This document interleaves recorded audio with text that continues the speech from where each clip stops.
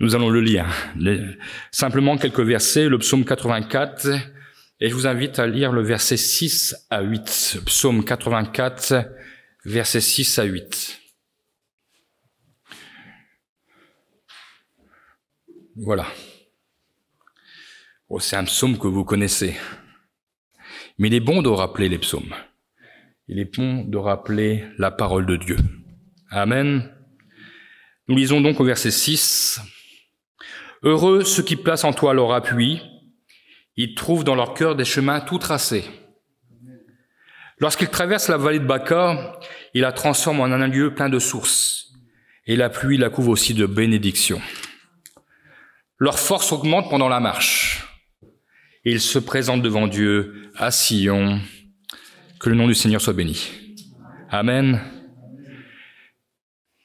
Ce passage que nous venons de lire nous rappelle combien il est bon, combien il est précieux de placer toute notre confiance, notre appui dans le Dieu véritable.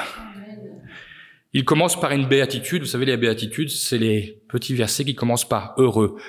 Vous savez, Jésus a fait les béatitudes dans Matthieu, dans l'évangile de Matthieu, et ici nous avons « heureux ceux qui placent en toi leur appui ». Et nous voyons tout de suite cet heureux qui est prononcé par le psalmiste est suivi d'une condition. Heureux ceux qui placent en toi leur appui. Ceux qui ne placent pas en Dieu leur appui, ça veut dire qu'ils seront malheureux. C'est la logique même. Et heureux, le mot heureux, quand nous pensons à ce mot, se rapporte dans l'Écriture à ce bonheur parfait. Ce bonheur que Dieu donne, un bonheur sans faille, un bonheur sans limite. Pas un demi-bonheur, un bonheur entier. Ce bonheur réel, pour l'obtenir, donc nous voyons que le psalmiste détermine la condition.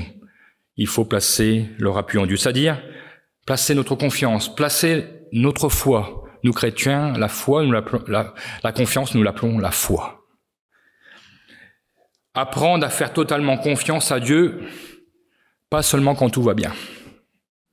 Quelle que soit notre situation du moment, que ce soit dans la réussite ou dans l'échec, que ce soit dans l'euphorie ou dans la déception, que ce soit dans la tristesse ou dans la joie, et que ce soit dans l'épreuve ou dans la victoire. Qu'importe notre situation, Dieu nous appelle à placer toute notre confiance en lui. Il en va de ce bonheur parfait que lui seul accorde. Ne demandez pas au monde de vous apporter le bonheur, ils ne savent pas ce que c'est. Un bonheur passager, éphémère, mais nous avons un bonheur qui dure jusqu'à l'éternité. Et là, le bonheur que nous aurons dans l'éternité ne se rappellera plus bonheur, mais ça s'appellera félicité, encore au-dessus. Amen. Les définitions du mot béatitude dans le dictionnaire, c'est la félicité éternelle que goûte l'homme jouissant de la vision de Dieu.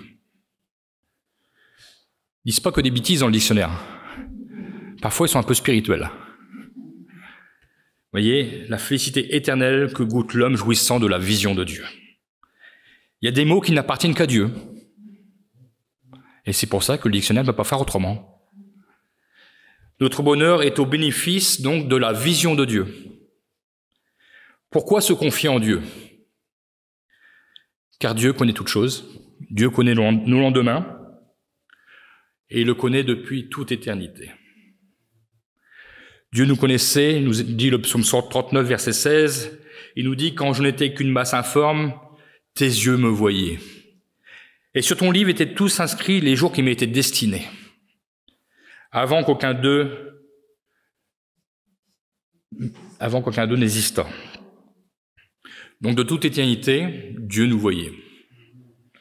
Il avait déjà pour nous une parfaite vision du plan de son plan pour notre vie. Nous le savons, Dieu est un Père aimant.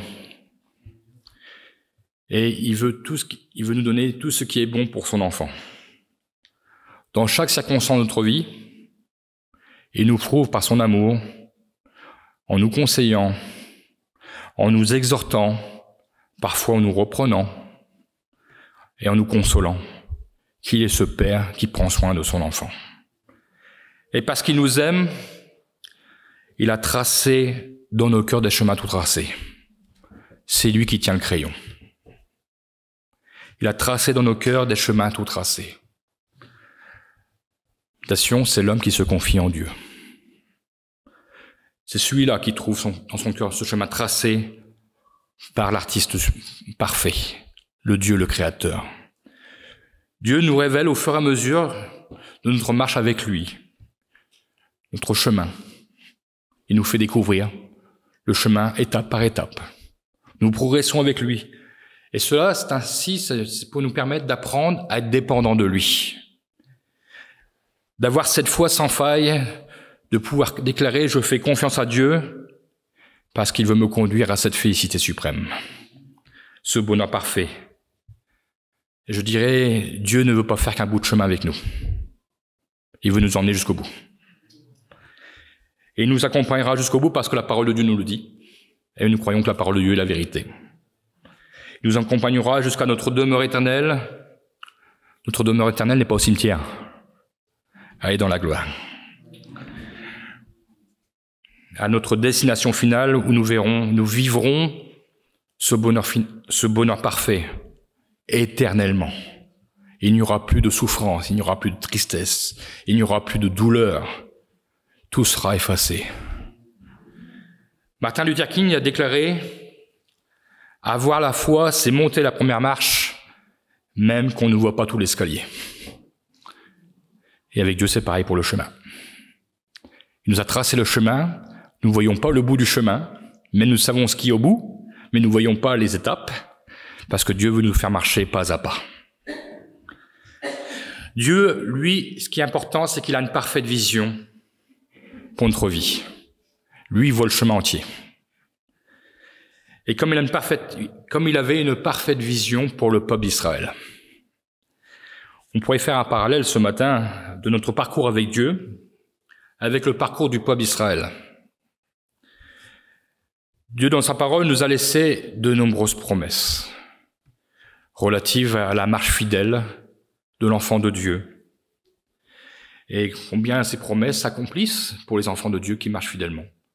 Nous en avons déjà expérimenté nombreuses, mais nous en avons tellement encore à expérimenter. Quand nous sommes venus au Seigneur, lorsque nous avons compris la profondeur de l'œuvre de la croix, nous avons saisi la promesse de Dieu quant au pardon de nos péchés par Jésus-Christ. Nous avons été libérés de l'emprise de ce prince de ce monde sur nos vies. Et là aussi, c'était une promesse que Dieu nous avait faite. Dieu avait laissé dès les premiers versets de la Bible, à travers la vie d'Abraham, dans Genèse, Abraham qui est le père de tous les croyants, cette promesse, Genèse chapitre 17, verset 8, il dira à Abraham, « À toi et à ta race après toi, je donnerai le pays où tu séjourneras, tout le pays de Canaan, en possession et à perpétuité, et je serai votre Dieu. » Dieu avait tracé le chemin pour le peuple d'Israël. Dieu voulait que tout son peuple habite dans le pays de la promesse, le pays de Canaan. Un pays d'abondance, un pays où coulait le lait et le miel. Notre Canaan, pour nous chrétiens, c'est le ciel. Le ciel où nous attend le Seigneur. Mais ce n'est pas parce que Dieu avait tracé un chemin que ce peuple ne connaissait pas de difficultés, que ce peuple n'allait pas connaître d'épreuves. Ce peuple non plus n'a pas toujours placé son appui en Dieu, dans ce Dieu de la promesse. De nombreuses fois, il a douté de la puissance de Dieu, comme il nous arrive de douter de la puissance de Dieu, parce que nous sommes limités charnellement. Nous avons besoin que le Saint-Esprit nous donne la vision claire. Ce peuple sera, dans le peuple d'Israël, va être asservi pendant de nombreuses années dans le pays de l'Égypte. Comment en est-il arrivé là? Dieu dit à Abraham, pays de la promesse, tout était beau. Joseph est arrivé, il était en Égypte, parce qu'il y a eu une grande famine. Et c'est de là que les enfants d'Israël vont se multiplier en Égypte, jusqu'à devenir un problème pour le pharaon, parce que le pharaon, vous voyez, qu'il prenait de plus en plus d'ampleur. Et le pharaon déclarera, il va falloir asservir ce peuple. Ce n'est pas ce peuple qui va régner en Égypte. Et c'est comme cela qui vont devenir esclaves dans ce pays d'Égypte. Mais Dieu n'avait pas dit son dernier mot. Dieu savait qu'ils allaient être servis en Égypte. C'est pour ça que lui, il connaît le chemin. Mais l'étape ne s'arrête pas là. Le chemin continue. Un nouveau roi donc arriva en Égypte et fit ainsi de ce peuple un peuple d'esclaves, sous l'oppression du joug égyptien. Dieu n'avait pas oublié sa promesse. Il fera tout pour délivrer ce peuple, et il le fera parfaitement, puisque lui seul connaissait le cœur de ce pharaon, même s'il était très endurci. Il le fera sortir de ce pays d'Égypte. L'Égypte est le symbole du monde, de ce monde corrompu, de ce monde de ténèbres. Nous aussi, le Seigneur nous a délivrés de l'oppression de ce monde. Il nous a fait passer par la porte étroite. Il nous a indiqué comment nous devions marcher dans le chemin étroit. Bien qu'il soit étroit, le chemin est tout tracé pour ses enfants, afin de nous apprendre à ne pas nous détourner ni à droite ni à gauche. Plus le chemin est large, plus il y a danger. C'est pour ça que le Seigneur a préféré nous mettre un chemin étroit, afin que nous ne l'oublions pas et afin que nous ne péchions point. Le peuple d'Israël, en sortant de ce pays, un peu est passé aussi à travers une porte, la porte de sortie, et allait faire face à une inconnue. Qui avait-il derrière cette porte? Eux qui étaient habitués à vivre dans le pays d'Égypte. Dieu leur avait ouvert cette porte de sortie, mais ils ne savaient pas ce qui les attendait. Derrière cette porte, Dieu nous donne chaque jour ses instructions. Notre chemin est le même. Nous ne savons pas ce qui nous attend dans le lendemain, mais nous recevons par la parole de Dieu ces instructions pour pouvoir tenir, pour pouvoir avancer, pour découvrir ce chemin qu'il nous a tracé. Nous sommes confiants parce que nous ne sommes pas seuls. Jésus le dira, il est le chemin. Et il marche avec nous. Il n'est jamais bon de marcher tout seul. C'est bien d'être accompagné. Et là, le Seigneur nous accompagne toujours. Il nous accompagnera toujours dans notre marche. Je dirais même quand nous ne le voyons pas. Même quand nous ne le sentons pas. Lui sera toujours là. Il y a des moments où nos occupations, nos pensées prendront trop de place parfois et oublieront que le Seigneur est avec nous. Mais lui sera bien présent. Nous avons besoin pleinement de nous recentrer sur le Christ qui marche avec nous. Il sera notre appui. Il va nous faire découvrir le sillon du chemin. Il nous encouragera toujours à avancer. Un pas à la fois. Certains marchent plus vite que d'autres, mais le Seigneur nous demande de marcher à notre rythme. Il ne demande pas de brûler des étapes, mais il nous demande d'apprendre à lui faire confiance. Dieu avait rappelé à Moïse la promesse faite à Abraham, à savoir la destination de Canaan. Le chemin serait long, mais Dieu ne les abandonnera pas, même si Dieu, bien souvent, n'était pas content, à cause de leur désobéissance. Ils vont se retrouver à leur sortie d'Égypte face à un obstacle de taille, la mer Rouge. Face à un mur d'eau, cette mer immense, une étape qui paraissait infranchissable. Ils étaient à leurs yeux dans une voie sans issue. Le peuple les suivait, le peuple égyptien le suivait pour les exterminer, parce que le pharaon avait compris que quand il avait libéré ce peuple, il avait fait une belle bêtise, parce que le peuple égyptien serait obligé de travailler. Mais ils voyaient l'ennemi revenir sur eux. Comment pourraient-ils atteindre le pays de la promesse lorsqu'ils voient un tel obstacle se dresser devant eux? Cette armée leur faisait peur, et combien encore ils ont pu manifester leur murmure alors qu'ils venaient d'expérimenter quelque temps avant, quelques semaines peut-être, peut-être même pas, la manifestation des 10 plaies que Dieu avait envoyées au pays d'Égypte. Ils avaient une mémoire de poisson rouge. Mais Dieu n'allait pas les laisser devant la mer Rouge, devant cet obstacle. Leur confiance en Dieu était chancelante. Dieu va leur montrer encore, parce qu'il les aime, sa puissance. Il va frayer un chemin, là où il n'y avait pas de chemin. Au milieu de la mer, le peuple va traverser cette mer Rouge à sec. Et quand ils auront traversé la mer, alors leur poursuivant, la mer se refermera sur eux, ils seront anéantis par ces eaux. Vous savez, il y a des scientifiques qui ont essayé de prouver que c'est un phénomène climatique, que le vent a soufflé de chaque côté, puis que la mer s'est séparée.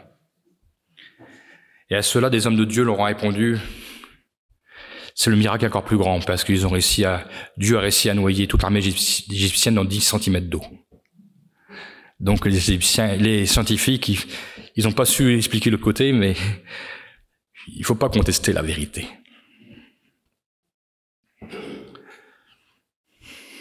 Et si vraiment cela est arrivé, le peuple d'Israël n'aurait pas eu peur.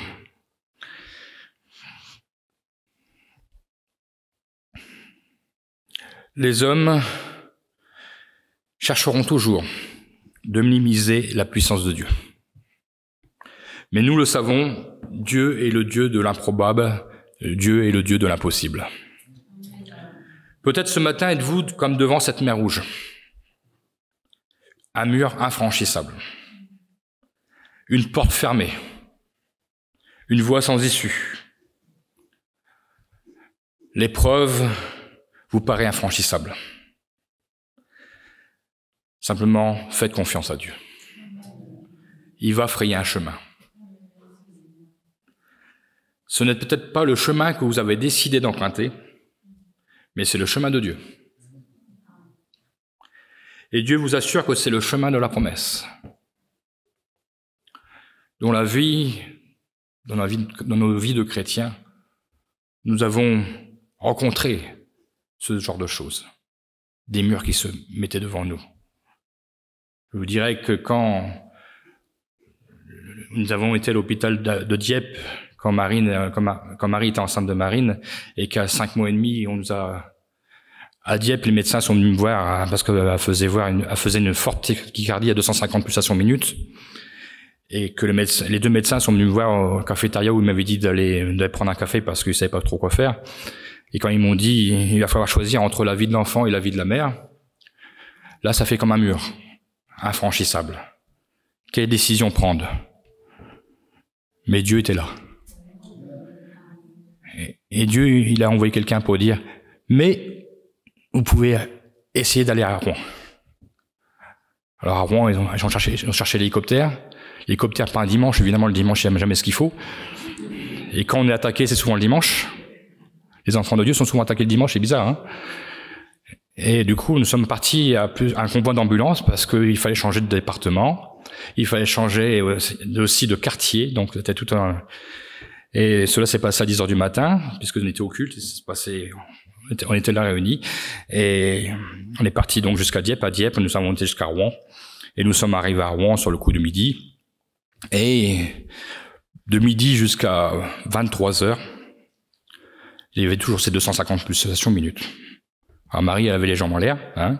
Elle était pas bien du tout, elle pensait que le cœur allait se décrocher, ça faisait l'impression que le cœur allait se décrocher. Voilà, le problème, c'est qu'elle était enceinte. Voilà. Bon, c'était pas le problème de Marine, hein. Mais donc nous avons vu un médecin arriver dernière minute parce que les autres médecins voulaient bien choquer le cœur pour remettre tout en place, mais ils n'étaient pas sûrs que l'enfant survive ou que la mère survive. Et un médecin, un étudiant qui faisait ses études est arrivé, il a dit: moi j'ai étudié le problème, on peut choquer le cœur, il n'y a rien à craindre.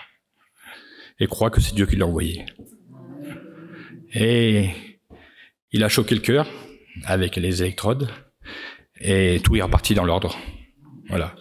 Ils ont déjà préparé la couveuse, ils l'ont rangée.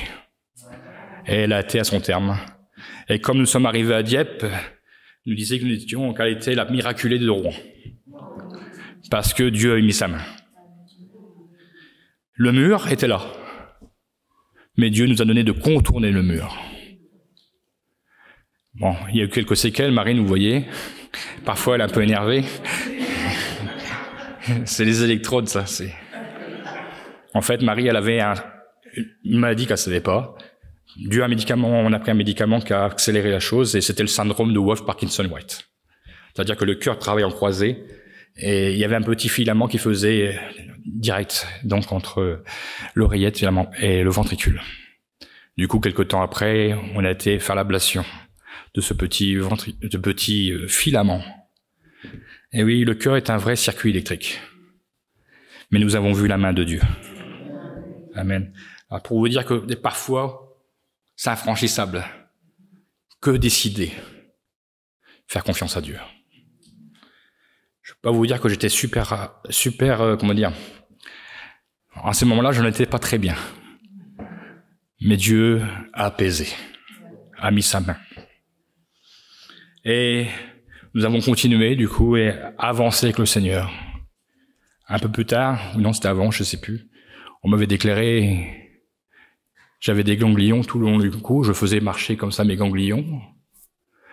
Du coup, le médecin, en 15 jours, m'a dit, il faut vous opérer d'urgence, vous avez peut-être un cancer.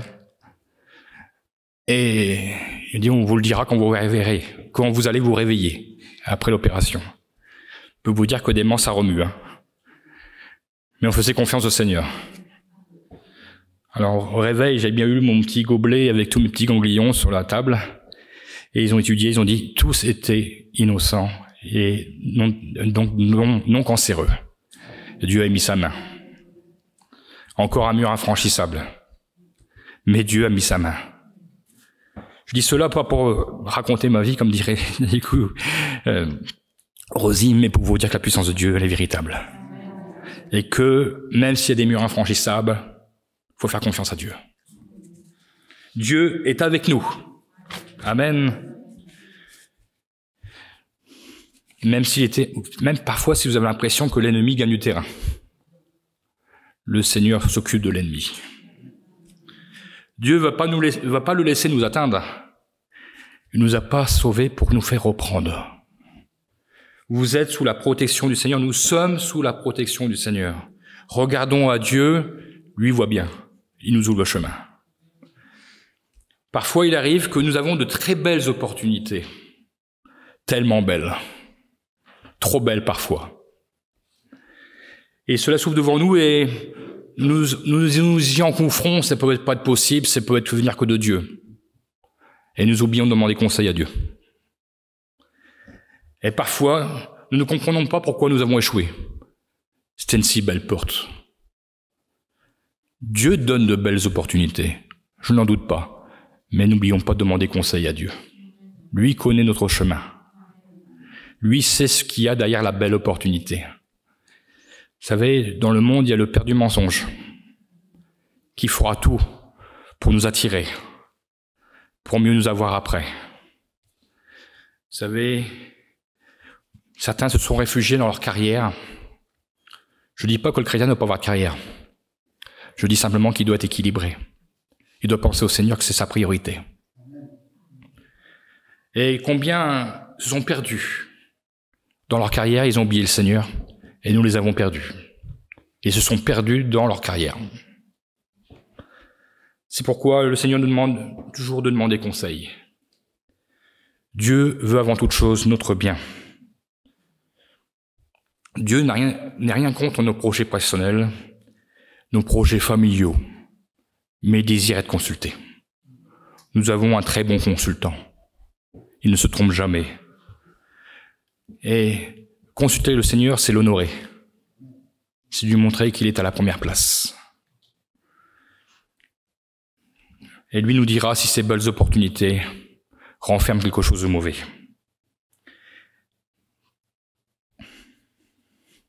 Jérémie 29, 11, 12 nous le dit. De la bouche du prophète, Dieu parlera. Car je connais les projets que j'ai formés sur vous, dit l'Éternel, projets de paix et non de malheur, afin de vous donner un avenir de l'espérance. Et il rajoute au verset 12, « Vous m'invoquerez et vous partirez. » Il n'a pas dit « Vous partirez et vous m'invoquerez. » Vous m'invoquerez et vous partirez. Il y a un ordre des choses. Vous me prierez et je vous exaucerai. Amen. Donc nous voyons que l'Éternel nous prépare des projets de paix, mais il faut l'invoquer. C'est la logique même des choses de Dieu. Dieu veut nous donner, en l'exaucement par la prière, de notre prière, il veut nous donner son conseil parfait. Et Dieu donnera le top départ de notre projet, puisqu'il nous aura conseillé. Faisons les choses dans l'ordre. Dieu aime que nous fassions les choses comme lui, il veut. Après la mer Rouge, il y a le fameux désert. Essayez de tracer un chemin dans le désert, dans le sable. Oui, ça va durer un temps, c'est comme la mer quand elle est au tréport, quand il y a du sable. La pluie passe et il n'y a plus rien. Dans le désert, c'est différent, c'est les tempêtes de vent, tempêtes de sable. Et ceux-ci sont vite effacés. Mais Dieu avait tout prévu. Il n'a pas tracé le chemin dans le sable, il a tracé le chemin dans le ciel. Il a envoyé une colonne de nuée puis une colonne de feu. Une colonne de nuée pour le jour et une colonne de feu pour la nuit. Le chemin était tracé. Il assurait à ce peuple donc sa présence continuelle, parce que Dieu était dans la nuit. Il était au milieu de ce peuple perpétuellement. Quand la nuit avançait, le peuple avançait. Quand la nuit s'arrêtait, le peuple s'arrêtait. Nous sommes, nous aussi, au bénéfice de sa présence. Même quand on ne le voit pas, comme je vous le disais tout à l'heure, il est là. Même quand on ne le sent pas, il est là. Il y a un chant qui dit même, il agira. Le Saint-Esprit, nous n'avons peut-être pas cette colonne de feu et cette colonne de nuée, mais le Saint-Esprit va nous conseiller, va nous pousser à avancer et nous poussera parfois à nous arrêter. Non pas nous arrêter pour nous stopper dans notre marche spirituelle, mais peut-être nous stopper pour nous dire « Regarde l'œuvre de Dieu. Regarde ce que Dieu a fait. Regarde où tu es arrivé. » Le Saint-Esprit nous donne de contempler l'œuvre de Dieu. Vous savez, quand vous gravissez une montagne, une fois en haut de cette montagne, vous contemplez la beauté du paysage. Et de ce paysage, vous découvrez aussi le chemin que vous avez emprunté. Et parfois, vous êtes étonné de dire tout le trajet que vous avez fait. Parce que vous voyez le chemin en bas qui est tout petit. Ah oui, on a bien progressé. Et le Seigneur, parfois, par son Saint-Esprit, nous dit « Vous avez bien marché, vous avez bien progressé. Regarde, mais ne t'arrête pas, on continue le chemin. » Mais il veut nous encourager, nous fortifier. Et parfois, du haut de la montagne, vous voyez peut-être des dangers que vous avez évités sur le chemin. Tiens, il y avait une pierre ici, je ne l'ai pas vue. Dans la vie spirituelle, c'est pareil. Parfois, c'est Dieu qui enlève les pierres sans qu'on nous les voie. Le Seigneur prend soin de nous, de notre marche. Il nous a bien chaussés. Nous pouvons y aller. Peut-être parfois, dans notre vie spirituelle, nous avons l'impression de stagner. Et vous le dites au Seigneur. Seigneur, j'ai la sensation que je ne progresse plus. Ma vie spirituelle ne s'épanouit plus. Demandez au Seigneur d'éclairer votre chemin. Demandons au Seigneur d'éclairer notre chemin. Par sa parole. La Bible déclare dans le Psaume 119, 105, « Ta parole est une lampe à mes pieds et une lumière sur mon sentier. » Pour avancer, mes pieds ont besoin, j'ai besoin de voir mes pieds. Hein. Essayez d'avancer dans les ténèbres, vous verrez, c'est pas facile. Vous savez, la nuit, quand vous vous levez et que vous prenez le pied de lit parce que vous n'avez pas ouvert la lumière, vous savez, ça fait mal. Hein. Je crois que ça arrive à tout le monde. Et souvent, c'est pas le bon pied qui prend, hein, c'est le petit orteil, celui qui fait bien mal. Et oui, c'est du vécu. Hein. Mais avec Dieu, nous avons sa parole. Et une lampe à nos pieds, une lumière sur notre sentier. Et vous verrez l'inattendu de Dieu. Peut-être même qu'il vous répondra, non, tu ne stagnes pas. C'est moi qui te fais attendre. Tu dois apprendre avant d'avancer plus loin. Et vous verrez aussi les petits signes de Dieu, les petits clins d'œil de Dieu sur le chemin. C'est pour ça qu'il faut être attentif lorsqu'on demande une chose à Dieu, de voir ce que Dieu va faire. Parfois, Dieu se révèle par des tout petits signes inattendus. Et nous disons merci Seigneur, parce que parfois notre Dieu a de l'humour. Il est très ironique. Parce que il nous montre tellement de choses, on dit non Seigneur, on n'aurait pas pensé. Mais le Seigneur l'a fait. Combien de fois nous sommes rassurés? La parole de Dieu nous dit qu'il parle tantôt d'une manière, tantôt d'une autre. Et c'est vrai. Le peuple d'Israël a repris sa marche dans le désert, mais ils l'ont repris en murmurant. Ils avaient faim, ils avaient soif. On peut comprendre, c'est légitime. Ils se plaignaient à Moïse. Continuellement, ils se plaignaient à Moïse. Je dirais que Moïse était leur mur de lamentation. Pourtant, Dieu, dans sa grande bonté, continuera, malgré les murmures, à répondre à leurs demandes. Et ils vont la recevoir en abondance, cette nourriture. Ils vont recevoir la manne, ils vont recevoir l'écaille venue du ciel. Ils vont recevoir l'eau qui jaillissait d'un rocher. Que des miracles de Dieu inattendus. Ils finiront même par gâcher la nourriture de Dieu. Miracle sur miracle se produisait et ils étaient toujours insatisfaits. Pourquoi étaient-ils si insatisfaits? Parce qu'ils n'avaient pas eux-mêmes cette relation avec Dieu le Père. Ils se savaient de Moïse. Ils allaient se plaindre à Moïse. Dieu nous dit que c'est lui que nous devons invoquer. Ils auraient pu s'adresser à Dieu. Rien ne les empêchait de prier Dieu. Mais c'était plus facile de tout confier à Moïse. Et parfois, nous recevons tellement de sujets de prière. On va nous voir prier pour... Mais les personnes, nous ne les voyons jamais. Parce qu'ils demandent de prier, vous savez, ce sont des consommateurs. Et ils disent merci quand la prière est exaucée. Parce que Dieu est un Dieu de grâce. Alors nous encourageons à venir à Dieu. Nous les encourageons. Et eux, en réponse, ils nous redonnent des sujets de prière. Mais nous prions que Dieu touche leur cœur.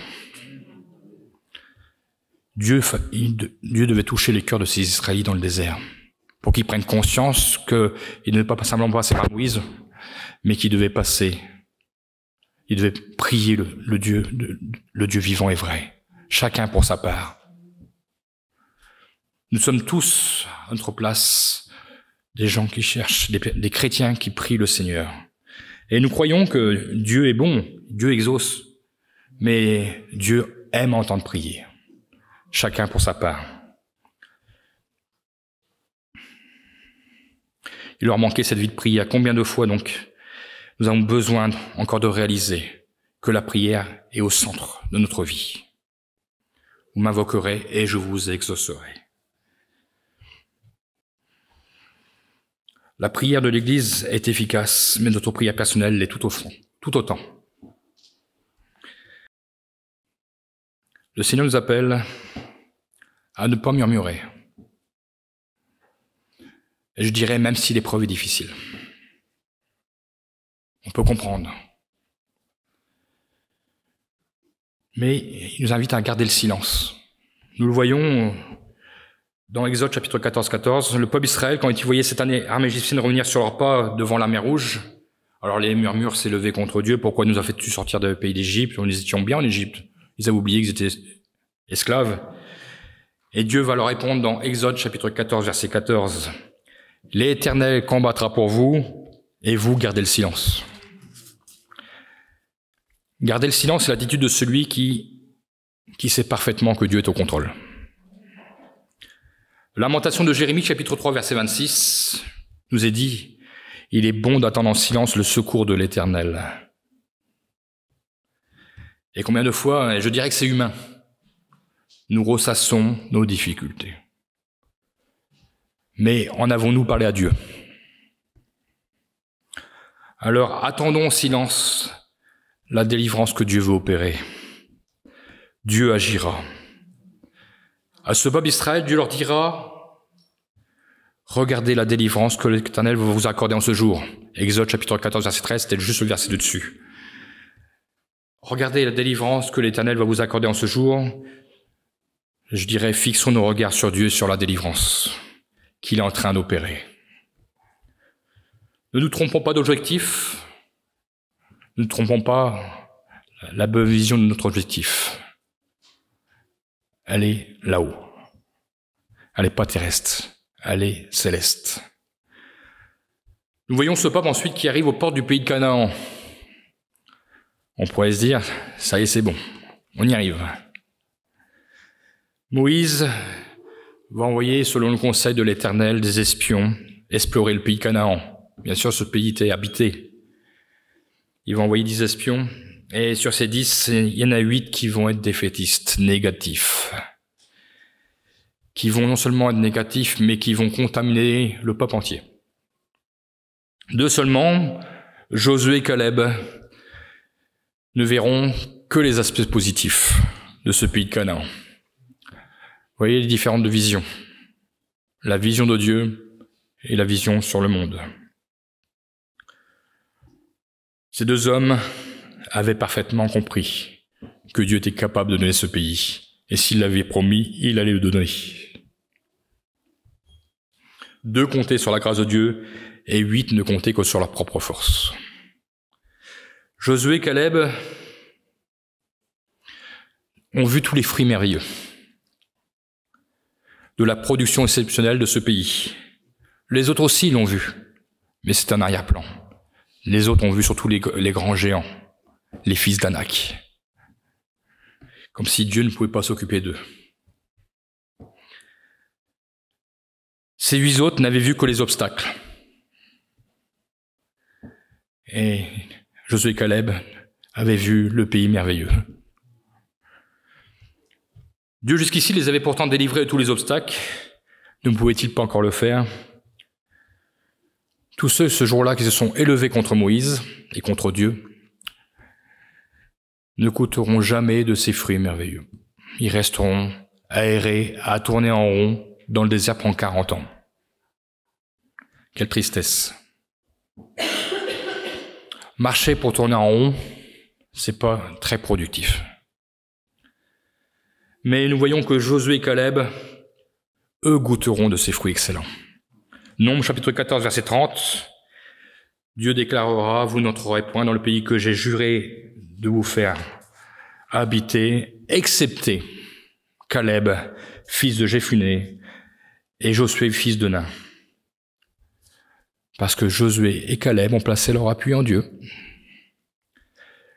Ils ont placé leur confiance dans le Dieu véritable, leur foi en Dieu. Alors Dieu va exécuter pleinement sa promesse. Nous savons par la suite que Josué conduira le peuple, le reste du peuple, celui qui est la descendance suivante, celui qui n'a pas murmuré, mais Josué entraînera ce peuple dans ce pays promis. Leur fidélité, leur intégrité, leur droiture sera récompensée. Ésaïe chapitre 26, verset 7 nous dit « Le chemin du juste est la droiture. Toi qui es juste, en parlant de Dieu, tu as plani le sentier du juste. » Et oui, Dieu a plani le sentier. Même lorsque nous voyons les pierres sur le chemin, Dieu les a planis. Il fait le ménage. La vie chrétienne, je l'ai déjà dit, n'est pas un long fleuve tranquille. Mais ce chemin que le Seigneur trace, c'est un chemin de bénédiction. Le psalmiste nous dit que quand bien même nous traverserons la vallée de Baca, qui signifie la vallée des pleurs, la vallée des larmes, la vallée de l'amertume, Dieu est capable de le changer en un lieu plein de sources. À Dieu, tout est possible. Le Seigneur ne veut pas que notre regard s'oriente uniquement sur les circonstances de notre vie. Mais il veut que notre regard s'oriente vers ce qu'il est capable de faire. Le Seigneur, lorsque nous lui faisons pleinement confiance, nous l'avons lu, il renforce même notre marche. Il ne permet pas que nous nous fatiguions. Mais il nous ressource. Au verset 8, nous avons lu dans notre lecture initiale, leur force augmente pendant la marche. Si vous avez déjà fait de la marche, généralement c'est l'inverse. Plus nous avançons, plus nous sommes fatigués. Mais avec le Seigneur, plus nous avançons, plus il renouvelle nos forces. Notre Seigneur est extraordinaire. Il permettra que nous soyons jamais fatigués lorsque nous marchons fidèlement avec lui. Ce chemin étroit sera peut-être difficile, mais avec le Seigneur, tout est possible. Et il nous mettra jusqu'au bout. Et nous pouvons, même sur ce chemin, ramasser des fruits revigorants, des fruits de réjouissance, des fruits de contemplation, des fruits de reconnaissance. Et comme ce matin, nous sommes réunis pour glorifier Dieu, pour le remercier de tous ces bons fruits qu'il nous a déjà donnés sur le chemin. Vous avez vu la fin du verset que nous avons lu, nous emmène dans la maison de Dieu, sur la montagne sainte, à Sion, où chacun se retrouve pour glorifier Dieu. Le chemin nous emmène sur cette montagne sainte. Et un jour, nous serons dans cette nouvelle Jérusalem, où nous pourrons contempler tout le chemin que nous avons fait avec le Seigneur. Et nous pourrons être éternellement reconnaissants de tout ce qu'il a retiré du chemin, pour que nous ne trébuchions point, pour que nous soyons toujours debout, et que nous soyons toujours fidèles à sa parole. Alors contemplons un instant notre marche avec lui, et disons à Dieu, parfois nous dirons, mais comment en sommes-nous arrivés jusqu'ici? Et nous pouvons répondre à cette question, pas par ma force, mais par ta grâce, seulement par ta grâce. Et je finirai par ce verset en version parole de vie, Romains chapitre 8, verset 28, vous connaissez très bien la version, celle que nous lisons habituellement, seconde, je vais y arriver. La version seconde, c'est toute chose concourt au bien de ceux qui aiment Dieu. La version parole de vie nous dit, nous savons encore une chose, Dieu fait tout pour le bien de ceux qui ont de l'amour pour lui. Ceux-là, il les a appelés selon son projet. Nous sommes dans le projet de Dieu. Faisons-lui confiance. Dieu veut que son projet réussisse. Alors, qu'importe à quelle étape nous nous trouvons ce matin sur le chemin du Seigneur, nous sommes dans le projet de Dieu. Nous continuerons d'avancer. Et nous voulons déclarer au Seigneur, oui Seigneur, j'avance par ta grâce et seulement par ta grâce. Et nous pouvons dire, bientôt nous arrivons dans la terre promise, notre Canaan céleste. Amen. À lui soit toute la gloire. Amen. Merci Seigneur mon Dieu parce que tu nous as tracé un chemin. Un chemin parfait. Bien sûr, il y a des épreuves, bien sûr, il y a des difficultés, mais il est parfait parce que tu es avec nous.